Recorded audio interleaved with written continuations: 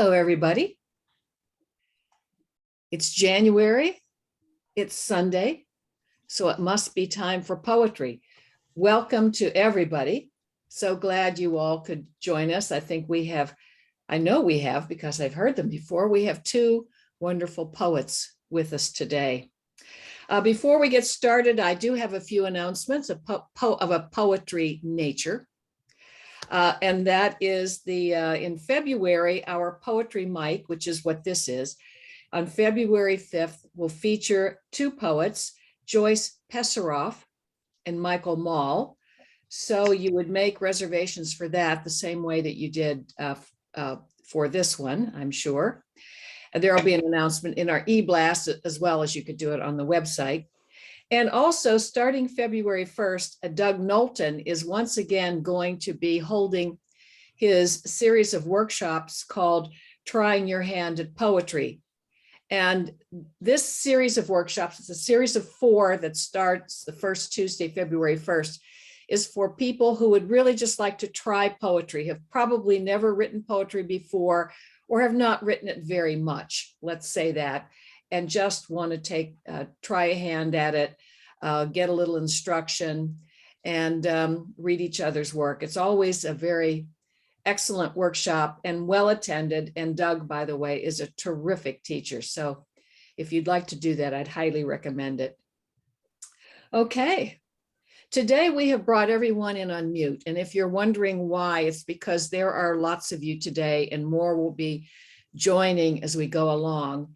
And it's always good to hear poets read when there's not somebody's dog barking in the background. So once the poets have read, though, I will invite you all to participate in a discussion.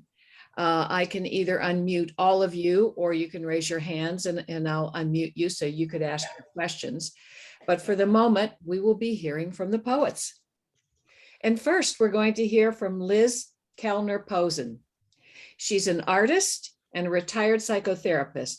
She's the author of 2 books of poetry and paintings, The Heart of the Family and Salami. And she has just published a children's book, The What Ifs, a Bedtime Story. She lives in Boston and Sarasota. Please welcome Liz Pozen. You're up. Thank you. Okay, thanks, Georgia. Can you hear me okay, everybody? Okay, I want to say hi to everybody who's joined us today. Thank you so much for coming, old and new friends. And I thought today I would read some poems from the book Salami and then some new poems. And the first is a poem, it's kind of a poem of assessment, and it's called Report from the 70s. Maybe some of you can relate to the content. Last night, I spread mouthwash over my face instead of toner. Last week, I tried to open the car with my cell phone. I lost the word washcloth for a whole day, but could name my cousin's dog of 60 years ago. Standing before the kitchen cabinet, I am sure there's something in there that I needed only seconds before. No longer wanting the tchotchkes carefully collected for decades, I'm dismayed to find no one else wants them either. The grandchildren are a marvel, a miracle, a gift. I ache for them when we are apart. I now know how my mother felt waiting in the vestibule of her little house for us to arrive.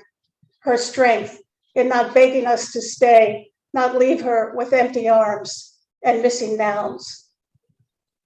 The past surfaces in fleeting sensations. The first summer plunge in the icy river, the softness of the women in flowery dresses serving tea, the shade of the cemetery for those who came first, whose lives I cannot imagine, as my great-grandchildren will not be able to conjure mine. I see I've been reading a few novels about the pandemic, and I think that we're beginning to see a lot of literature coming out about this terrible time we've been through and are still living through, and which has changed our world. And I'm sure there'll be many, many, many poems written about this time. And I'll read two about the pandemic that I love. One is Pandemic 4. I asked my 6-year-old granddaughter why she is thinking of getting married. You can do all sorts of things together, she replies. You can take walks together. You can have meals together. You can swing together. You can go down the slide together, laughing. Now, I go down the slide not laughing because I'm alone. She and her family are refugees, having fled the city for the country, isolated not by foreign customs or a language barrier, but by an unseen threat. There are no playmates at the rented house. The toys that surround her, the comforter tucked around her at night, belong to another girl. When we play, I find that her magic powers, which could defeat evil forces before, now fail her sometimes. She cannot always save her imaginary friends or herself. As our game ends, she tells me the bad guys have left only 2 children in the whole world and will be coming for her soon. And then this is Pandemic 6.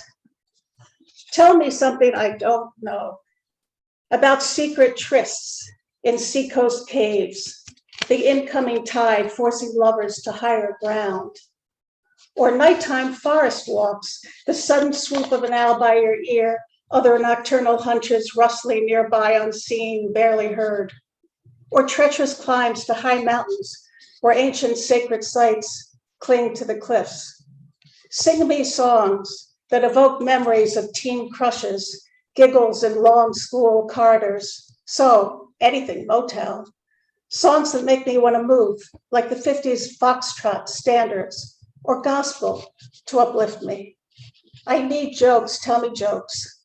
Skip the cerebral ones, no word plays or anything about technology. Go for the jokes that bring belly laughs, like you're tickling my insides. I want to exhaust myself rolling on the floor, laughing. Spin me a yarn about a country where no one is hungry or homeless, where leaders are moral, where truth matters, where citizens have compassion for the earth and each other.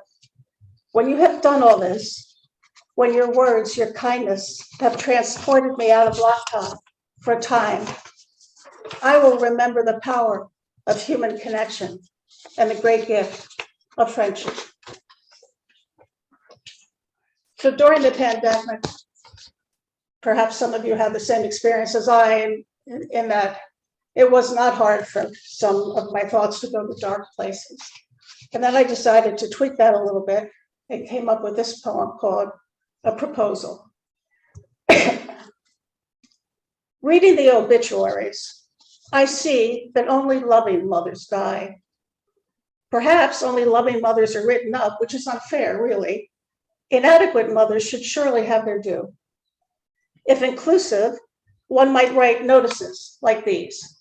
Jane D., indifferent mother to her 5 children, is fondly remembered by her Mahjong group. Or Lucille X., who preferred a good sail over family outings, is deeply mourned by the staff at Saks. And Gertrude P., who turned all her children's issues into drama starring herself, is finally at peace. Let's not be sexist. Remembering a tyrannical patriarch, one might write, Leon Z., who made his entire family quake in their Clarks, enjoying his power to the fullest, is now at rest. But perhaps it's best to do as we do, to send everyone off as their best selves, and to hold on to hope. So the next is a pre-COVID poem about a happier time when I could have breakfast with my friends in a local cafe in Boston, where we were kind of fixtures and everyone surrounding us was multiply pierced and heavily tattooed. And I always wondered what these younger people thought of us. So this is called At the Cafe. There they are at the back booth again, talking and laughing nonstop. People that old shouldn't talk so much. And what is there to laugh about at their age? Is one of them really wearing a sweater set and get out a brooch? What, is she going to tea with a queen? That one, with a streak in her hair and dangly earrings. Does she honestly believe anyone will notice? Hey, chubby lady, your roots are showing. Time for Miss Clairol, duh. OMG, I think they're talking about sex. Totally gross. I might throw up. Nana says, when I am her age, I will understand more about life. Whatever. This next poem is called One Night, and it's from a recent experience and talks a little bit about my own hubris. Take a break. Go out for dinner, I say, smugly sure this will be a piece of cake. I am seasoned, mature. How hard can it be to put a toddler to bed?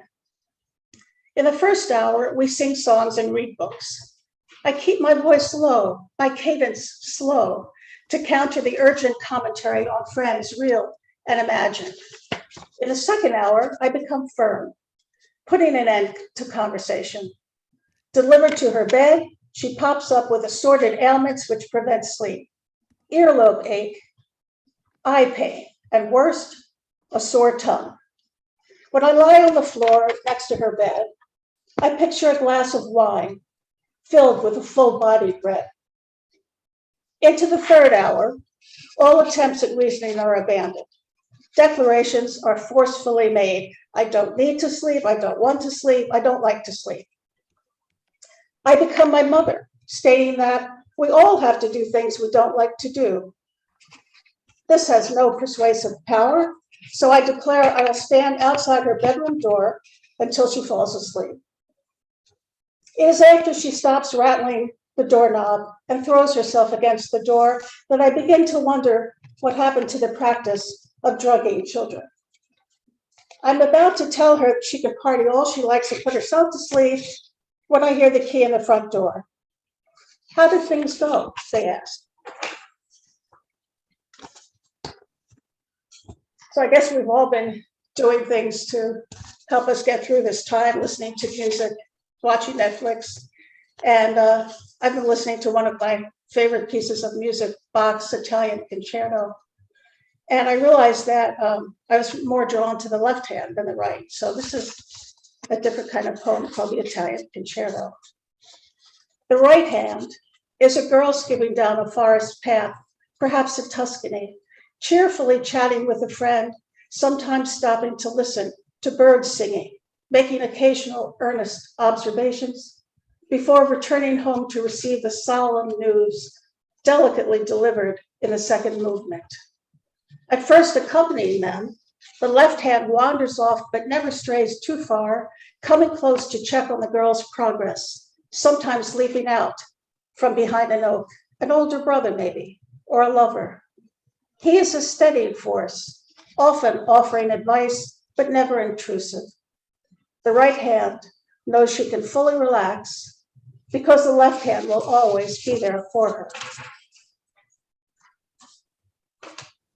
So the next poem, called Epilogue for a Classic, comes from my having read the classic children's book Eloise with grandchildren, and much to my surprise, finding that I found the story very, very sad, and I began to wonder what would happen to Eloise when she grew up. Changes were made after a plaza guest reported Eloise's mother to social services for neglect. Her mother traveled less, but was just as distant, resenting the loss of freedom. More tutors were engaged to keep Eloise from riding the elevators, running down the corridors, and strict orders were issued against putting water down the mail sheet. Distraught at the mounting household tensions, Nanny returned to her family in Britain. After some time, Eloise was dispatched to a prestigious boarding school where she excelled at French, but was twice suspended for inciting her classmates to mayhem and mischief. After college, junior year in France, Eloise held a number of jobs, mostly in hotel management, but nothing lasted. Feeling an inner emptiness, she considered joining an ultra-religious sect, hoping its copious rules of behavior would help organize her. Eloise found her current therapist on the Upper West Side through friends. The next poem is Salami, which is the poem that gave my book its title. Have I told you about salamis? They were important in our family a while back. My grandmother sent every visitor home with a salami for the enervating trip back to the suburbs or the next block. My grandfather had them smuggled into the sanitarium and hid them under his pajamas. Much of what my uncle wrote from the war in Europe was redacted by censors, but his repeated pleas made it through. Where's the salami, he wrote. You promised to send me salamis. Now, only my sister honors this tradition by snacking on a piece of Hebrew National, maybe with a slice of cheddar. I sense your scorn, your censure, but isn't prosciutto with brie a close cousin, separated only by several tax brackets? I thought salamis were only of the world of Jewish immigrants, a nod to what they ate, when they ate at all, in the old country, until our French friends served little salamis with such a fancy name that just saying it felt like a flirtation. So what is it with salamis, you might ask? Perhaps the salami is our family totem, imbued with traits we cherish. Setting aside the obvious phallic part, we might note a certain robustness, a chewy, ruminative turn of mind, a pungent pugnacity, a spit in the eye of all cholesterol counters. Come to think of it, a salami might make a good weapon. The next poem is called Sleep. The last good night's sleep I had was over 20 years ago when we visited friends in the mountains up north. We had a lovely day of walking in the woods, feeding fish in the pond, eating cookies on the porch, then took the bottom bedroom where the sheets were ranked from the last guests, the dark so absolute with the lamps off, we could barely find each other, and the biting cold made us surrender shivering to the quilts with a kind of abandon. The unbroken sleep felt weighted, a stone dropping to the bottom of a primeval lake, an utter absence. This friendship is now gone, signs of its dissolution already there, all those years ago if one was looking, but on that night, replete with chocolate and covered by down, I slept not like the dead, but like someone fully alive. And I'll end with another kind of taking stock poem, which is called At the Top. Here at the top of the mountain, the thin air makes it hard to breathe. The wind gusts so strongly it can strip us of sentences and sentiment.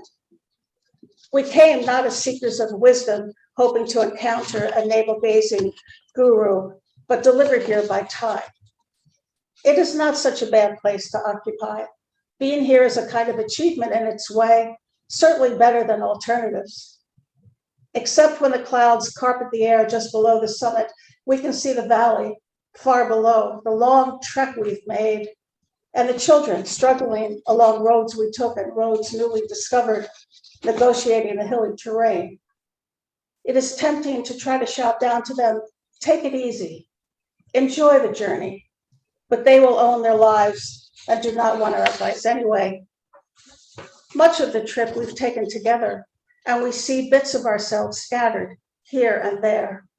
The pieces may dissolve or be altered or passed on whole, perhaps appearing as familiar features or an unexpected interest in art or taxes.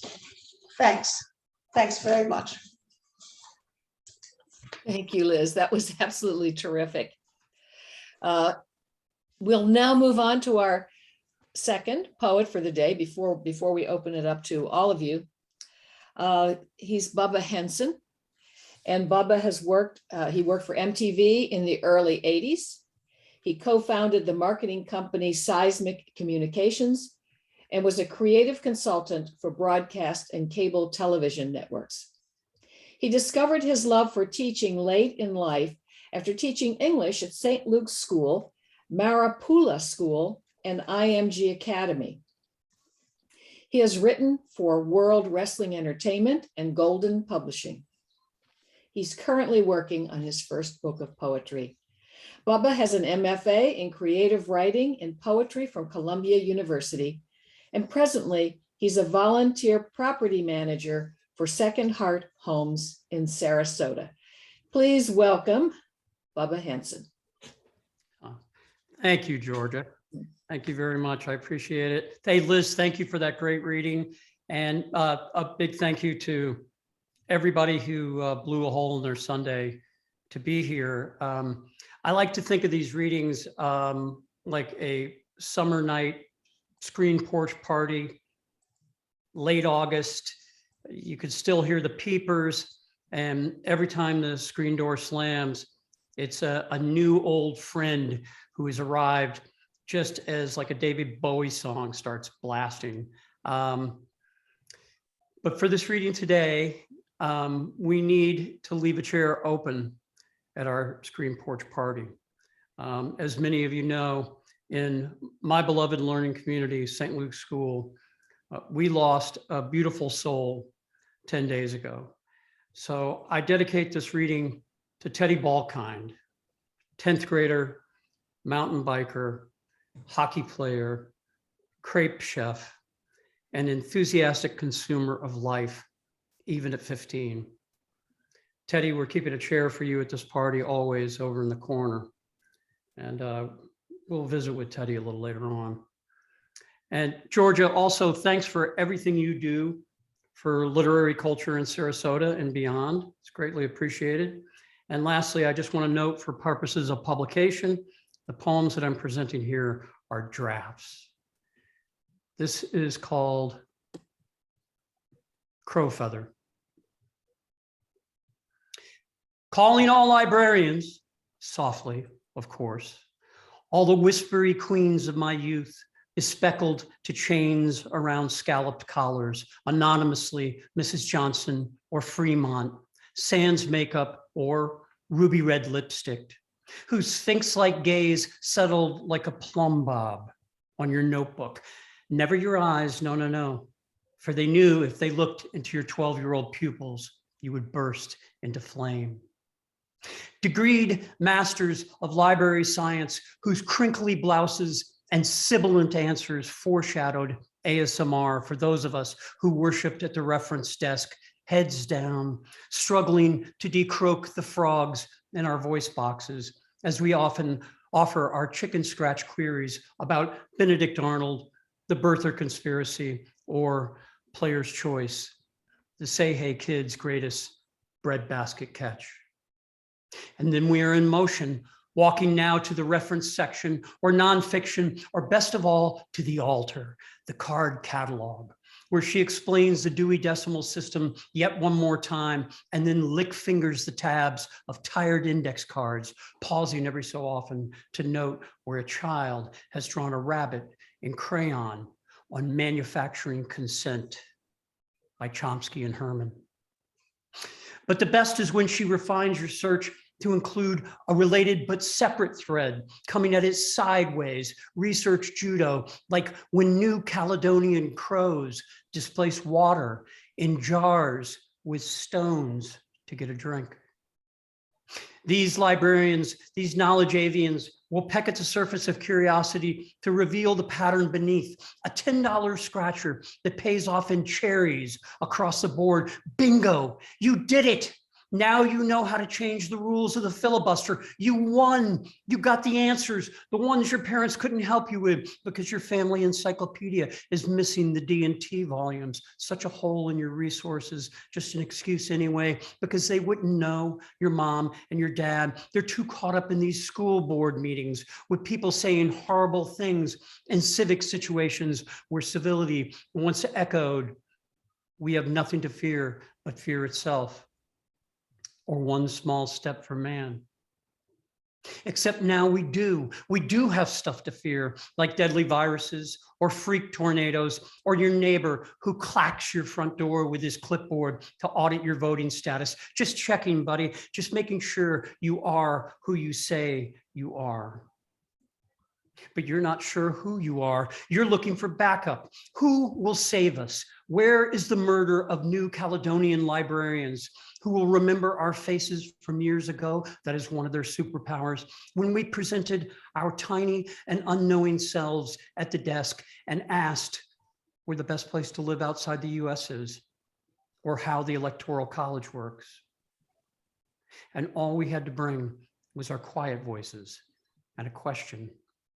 Seeking those who know clearly, unequivocally, and with certainty where to find the answers, not just what the answers are, although that is good, but where to go. To all of these dedicated people who guard the stacks and racks, and now even the graphic novels, please come to work.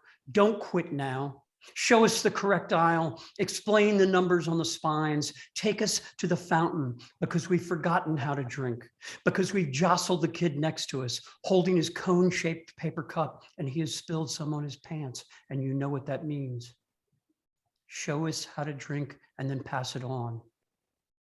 Take us back to the cave where it all started, papyrus or bone or a crow feather, fanning the smoke to reveal the fiery truth. That poem was for my two favorite librarians, not anonymous by any means, Elizabeth Nelson and Jean Miles. Thank you, ladies, for everything you do beyond guarding the stacks and racks, and yes, even the graphic novels. And that's the great thing about poetry. You can equate librarians with New Caledonian crows, one of the smartest birds on the planet. I've spent the last 6 months doing a lot of physical labor, which I love, pick and shovel man type stuff. For those of you who may remember a speech I did one time long ago. And for me, physical work inspires poetry. So here are some of those poems. This is called Trim. I wish I could have taken it all down, that trim, caked with Lord knows what. How many coats?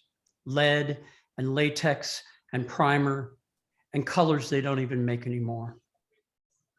I pressed courses of tape to seal the gap between wall and trim, trim and fascia, and tile and caulk.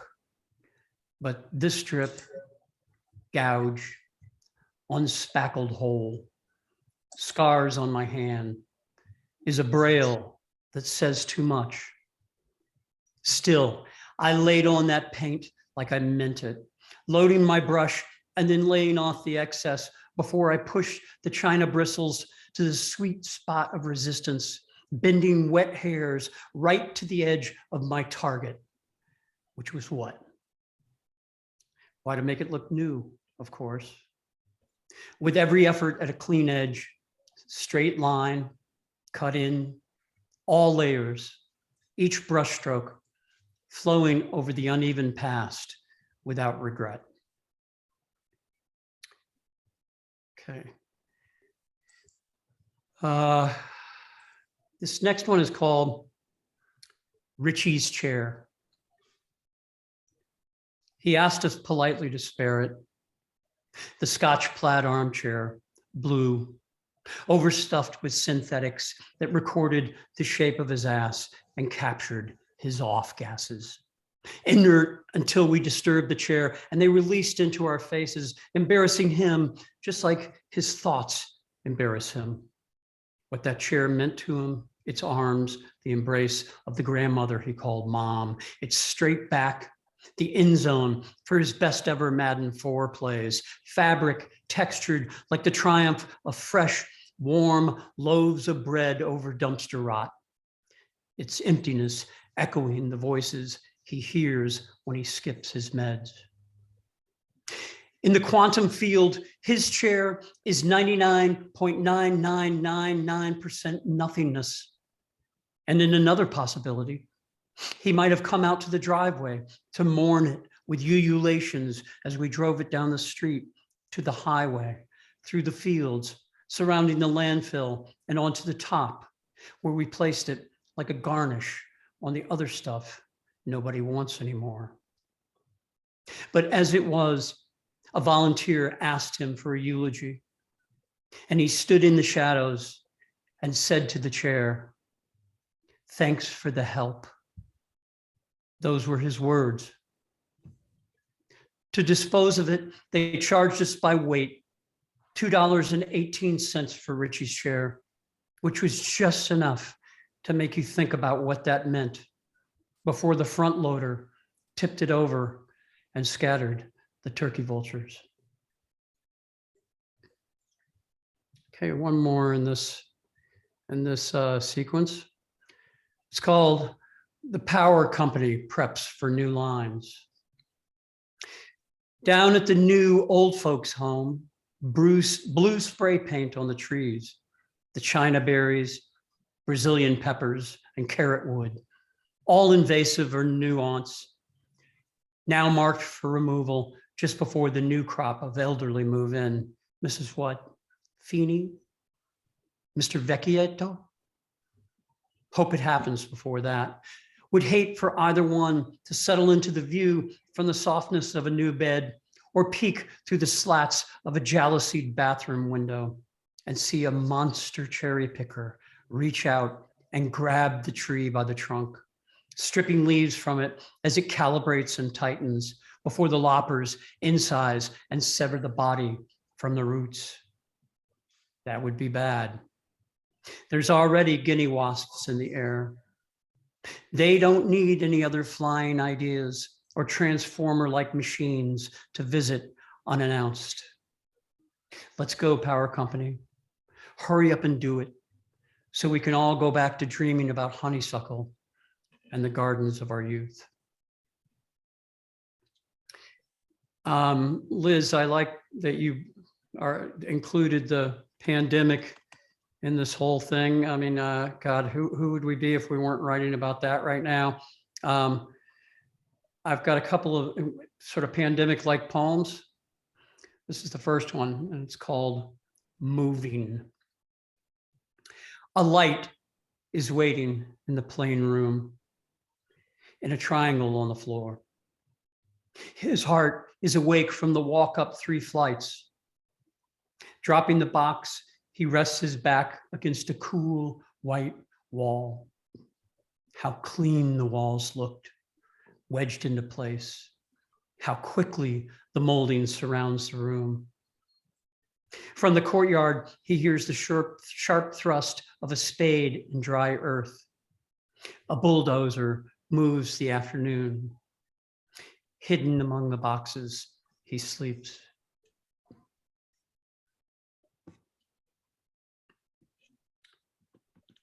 This is called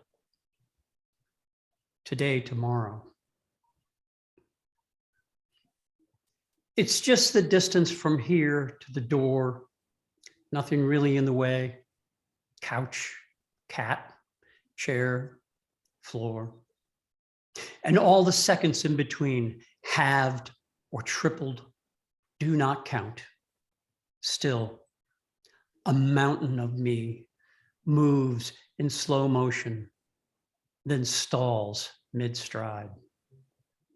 To stay or go, say or not say, feels like something I have forgotten. What color would you call that sky outside? Where are my keys? Maybe on the other side of this, or in my pocket, pushing against this space. Just now, the cat moved diagonally, closer to the sunspot. I agree. Best to wait this out. Retry today, tomorrow. This is the last one in that sequence. This is called If You Say So. I held out as long as I could, my love. The sun sinking, the moon rising, the clouds coming over from wherever they come from. The wind, rain, the white noise in my head, and trees that just keep getting in the way. It's all too close, too colorful, too ripe with meaning for anyone other than a monkey with a whiteboard and dry erase marker to explain. And junk mail that uses my given name to reach me in my mailbox sincerely. And yet, this morning, the sunrise is climbing to the top of a tilted table, to cling to the edge, to pull itself up and peer over into a rerun of yesterday. I'm still breathing. The whole planet's revolving like there's a plan for tomorrow. And I tried, love. I just couldn't make it all mean what the clock face says. I'll try it all again tomorrow, if you say so. I often write poems for my family, and sometimes these poems sound like stories, and oftentimes they are. I think that's true. Many of them are stories, but the language and meaning and feeling falls outside of prose for me, and that's why I put them into poetry. And here's a poem for a guy who lives down under for the past 45 years. It's called For the Third Brother. A man approaches a bear's cage in a zoo in Beijing, and no one knows, not the apathetic tour guide, nor the American trying to frame a shot. For he is just a tourist with eyeglasses, a man with a wife, the father of 2 children, following his sympathy for this animal to the iron bars that surround it. How could they know he was bee stung at midnight and chased from a reef cave by a loggerhead turtle? That he was struck in the head with a golf club by his younger brother and impaled said brother behind the ear in an earlier incident with a dart?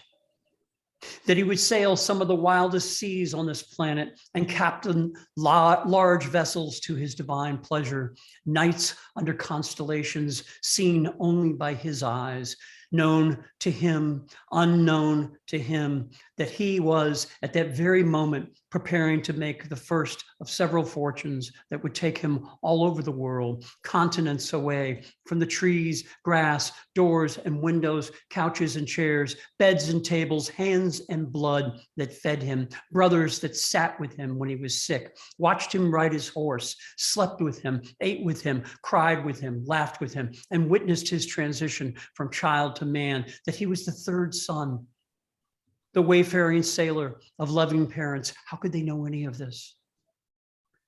But when the bear reaches its 4-inch claws between the bars with godlike speed to flick the eyeglasses off this man's face, these tourists, strangers, anonymous, liminal, are in the presence of the dearest care a man can have, the love of his brothers, more knowing than a satellite, more protective than a ruse pouch, so evolved that bears are miles, are stars, are but a reference point to the door of the greater life that follows this man wherever he goes. That was for you, Bebo, wherever you are in this big wide world. Well, it's hard to find words to describe the tragic loss of Teddy Balkind, of someone so young. That's the part that even people that didn't know Teddy can relate to. But for those who knew him, it's hard to accept that we don't get to watch him be Teddy every day, because that was a treat. And it would go something like this. To see Teddy's reactions to things was like watching a puppet show from backstage, where you get to see how the little boy is animated on the stage of the enthusiastic, generous, sweet life he lived. When he was curious, This string gets pulled, his brow furrows, and he raises his hand. When something struck his fancy and he found an insight, you could watch the idea travel from his far-off gaze to the tilt of his head lowering, like the gimbal on a camera. And he would lower the tone of his voice to match that gravity and then speak with certainty and wonder. But when he smiled, the whole Teddy carnival of strings and levers jumped into action to create a Rube Goldberg-esque chain reaction, at times looking like it might fail if the thought didn't make it all the way to his mouth, or the eyes lost the target somewhere in the confusion of rubber bands and paper clips that seemed to hold his energy together. The eyes widening and then turning up at the corners, his mouth growing, opening, and pulling back, and finally his ears pulling back slightly, as if for balance or ballast or sheer expression of joy. Collective nouns, right? A murder of New Caledonia crows. So what? A smile of Teddy's? That's how I remember that sweet kid, always smiling. So a smile of Teddy brings us to love, as it always will. I write a lot of love poetry. I don't even know if such poems are published anymore, but I do it to honor my feelings and most of all, the people I love, like my amazing person, my wife, Patricia. This is my last poem and it's called Super Collider, and it's for her. You could probably slam every second of our relationship into a super collider and make less than 1 unit of time with it. Less than light or interstellar void. All the bad news, good news, and interstitial stuff like changing the cat's water bowl or getting new tires, like for the 5,000th time. Then the announcement of your cancer, the death of your cancer, the zombie-like return of your cancer, my addiction to approval, my withdrawal from attention, my zombie-like attack on myself. And it might all pack up to be less than a subatomic particle. The super collider asking, is that all you got?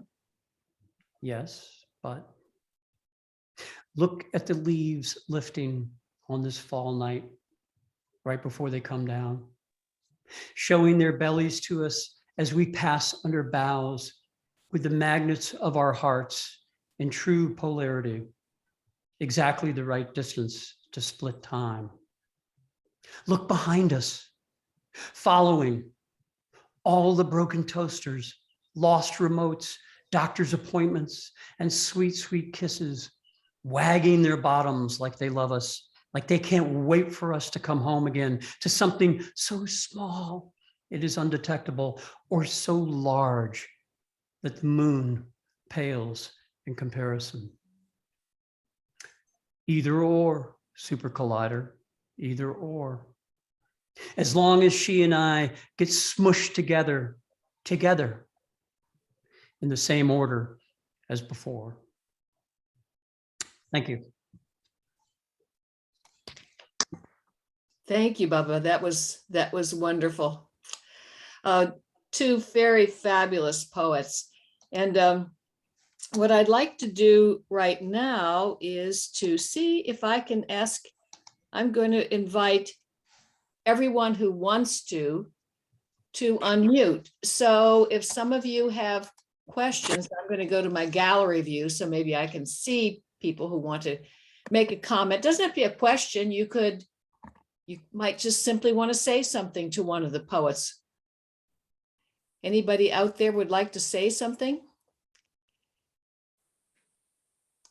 Hey, Bubba, it's Austin. Austin Howe, I just wanted to tell you that I caught your reading. You're a wonderful poet. Super Collider was awesome. And I want to thank you for your kind words on Teddy. That was a loss to the New Canaan and St. Luke's community. and you're still a hero, bud. Thanks a lot, Bubba. Thanks, Austin. Good to see you, man. Thanks for coming, bud. Anyone else would like to say anything? I see it looks like someone, Patricia Henson I see she's trying to speak, but she needs to unmute herself. Sorry, I'm her Okay. friend Sharon, and I think that was so romantic, Bubba. So sweet. Thanks for sharing. And look at Patty, who won't let anybody see. But that was so Thank you. nice. Thank you, sweetheart. Thank Okay. you. Thank you. I appreciate that. Yeah.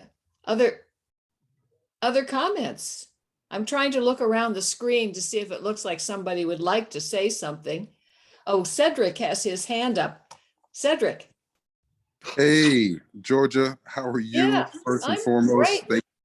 We thank you don't so see, we much. don't see your video, Cedric. Do you have a video? Yeah, I mean, my reception is so bad. The only way I can really stream is just from having no video. So I I see. sincerely apologize. Okay. But it's so good to see you. And it's so good to see the fact that you have these wonderful poets, especially Bubba. Bubba, that was fantastic. I loved all your poems, man. And, you know, getting the chance to know him personally and seeing him go through and express this in this way was such an honor and a privilege to have him express this during this time, especially knowing this story and seeing this man so often. It was really amazing. Thanks, Cedric. Greatly appreciate it, dude. Hey, right back at you, man. So I was so happy to be a part of your program. Oh, this is a pleasure. It's a pleasure, man. Thank you so much for sharing all this, man. It's wonderful. Thanks, buddy. Yeah, for those of you who don't know, Cedric, I'm not sure what program Bubba is referring to, but Cedric is one of our most wonderful local poets, and he's a teacher in the area. So Bubba or Cedric, why don't you let us know what program is it that you're? Cedric, tell him. You there still? Looks like Cedric's gone, but I see Barry wants to say something. Barry's iPhone wants to say something. You'll have to unmute yourself, Barry. That's Your the hand guy. is up, but you need to unmute. Oh, that's the brother from Australia right there. Okay. Barry, are you hearing me? Well, I see the hand, but I don't see he's not unmuting. So if you manage to unmute Barry's iPhone, please do so. Anyone else like to say something? Yeah, Megan. I see Megan with her hand up. Yeah. Yeah. So Bubba and Cedric do poetry with our mental health housing program. And just to touch on that, it's been such a joy to have them. And Bubba, it's like being thrusted into the past and forced into the future through your poetry. A lot of those things I can relate to. And I love that something so quote unquote simple for someone who's not a carpenter, such as painting to prepare one of our homes for women coming off the street. You can get such a rich poem out of that. You have such an experience with something that would never ever strike me to write a poem about. And it's such a beautiful thing. I really love that. And Richie's chair is one of my favorites, and your love poem. Oh my goodness. That's just there's almost no words for how deep you go and how beautiful it is. You're just a very rich person, and I admire that. And thanks for your big heart and everything you do. Thanks, Megan. Thank Yeah, you. and I see Cedric is now unmuted, I think. Yes, I'm so sorry. I was like, no, I didn't leave. I'm still here. But just to add to Megan's sentiments about the program and the fact that Georgia, I can't say that without the fact of how much you have inspired me since knowing you, and the fact that you're so courageous in the fact that you present opportunities to allow people to express themselves. It's amazing that you're still doing it after all these years. So the fact that I'm able to contribute in this way and meet Bubba and Megan through service of poetry, through the project that you're helping support in this way. It's just amazing to see how it continues to keep inspiring. But then again, knowing Bubba and knowing the fact of his relationship with his wife and the way that he writes so courageously, it's just a testament to how it just continues to inspire. So thank you again for the event. Thank you for allowing me to speak. And Bubba, thank you again so much, man. I can't wait to see you again in person. Thanks, Cedric. Hey, I look forward to seeing you again soon, dude. Yes, sir. Okay, so I still see Barry's hand up. I'm going to ask him to, I'm going to try to get him to unmute one more time to see if he can, but no luck. Who else would like to say something? Anyone else? What? Yes, I see. Oh, whose hand did I just see go up? There, Ryan. You'll need to unmute yourself. Hey, all right. Just wanted to, Ryan. Henson's in the down under. My dad couldn't unmute himself, so I'll represent. Just wanted to say thank you so much, Bubba, and also the other lady with the poetry. I'm new to poetry, and I absolutely love this. It's pretty early here. It's about 5:30 a.m. when this started, so I had to rally to make it. But really, really loved it. Uncle Bubs, you're amazing. And yeah, just wanted to say a big thank you. Good to see you, Ryan. Thank you. Thanks, Ryan. Thanks for being here. Right. Yeah, I see Susan Sherman would like to say something. Yes, Liz, I enjoyed every single poem, and I always wish when I hear your poems that I could have like a half hour to then absorb it and think about it and read it again. But what I wanted to say is that I think you gypped us with your pandemic poems because you did two, but I want to hear all of them. And sometime I think you should read all of them, in sequence. They're so relevant to this moment. And thank you so much. Thanks, Susan. Thank you.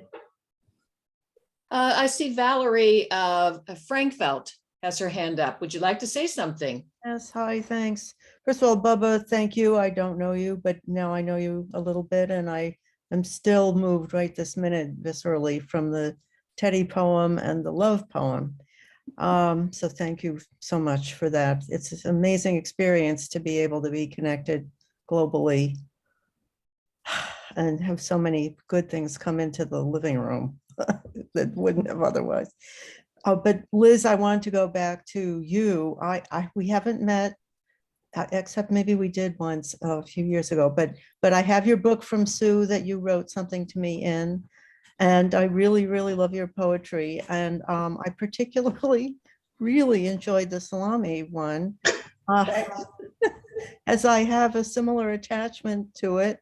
And I thought you really captured the nature of some of our attachments to salami, which has been with me since I went to college, and my mother sent me one. Because in Ohio, you couldn't get one. So I really appreciated your Thank you. putting that Thanks, into it. Well, Thanks. Yeah, I see Brian Fortini has his hand up. Brian? Yeah, hi, Bub. I've known Bubba since we were little boys, and I always marveled at his writing ability back when he was 13, 14 years old, and it's continued to evolve and impress and excite. So I wanted to just compliment you on that. And then also a shout out to all the Hensons, those that I know and those that I hope to meet someday. You got a great family and a great guy and your uncle or brother, Bubba. So love you, man. Love you, Bri. Thanks, Nance. Love you guys so much. Thank you. That's great. Thanks for being here. Appreciate it. All right, we still have time for another comment or two if someone's out there who'd like to say something. I'm looking around to see if I see other hands or anybody waving at me. Is that Eileen Levitt? Yeah, I wanted to comment on Liz's poems.